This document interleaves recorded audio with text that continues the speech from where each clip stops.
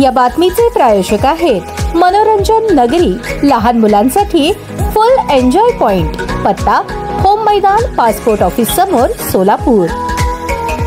सोलापूर महानगरपालिका निवडणुकांसाठी नुकतीच करण्यात आलेली प्रभाग रचना ही अन्यायकारक, विसंगत व नागरिकांच्या मूलभूत हक्कांना बाधा आणणारी असल्याची तीव्र टीका काँग्रेसचे शहराध्यक्ष चेतन नरोटे यांनी केली आहे. या संदर्भात त्यांनी महापालिका आयुक्तांकडे निवेदन सादर करून तातडीने सुधारणा करण्याची मागणी केली आहे. काँग्रेसचे शहराध्यक्ष चेतन नरोटे यांनी हरकत घेताना नमूद केले की प्रभाग रचना 2011च्या जनगणनेवर आधारित असल्याने शहरातील हद्दवाढ भागातील नव्या वस्त्या, वाढलेली लोकसंख्या आणि लाखो नवीन मिळकती यांचा विचार केलेला नाही. परिणामी या भागाला विकास निधी अपुरा पडणार असून नागरिकांवर अन्याय होणार आहे. ही प्रभाग रचना काही विशिष्ट राजकीय पक्षांना लाभ देण्यासाठीच करण्यात आल्याचा संशय नरोटे यांनी व्यक्त केला.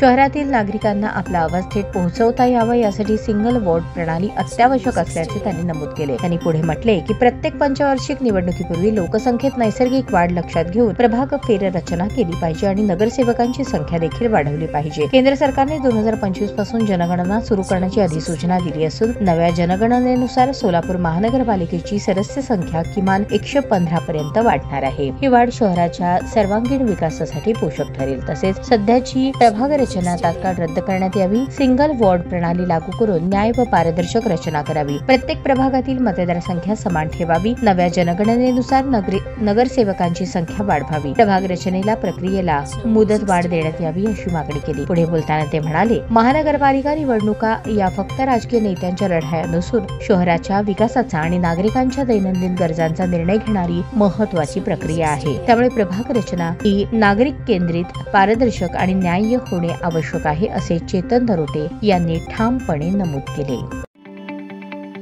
ताज्या बातम्या पाहण्यासाठी प्राईम महाराष्ट्र न्यूज चॅनलला सबस्क्राईब करा.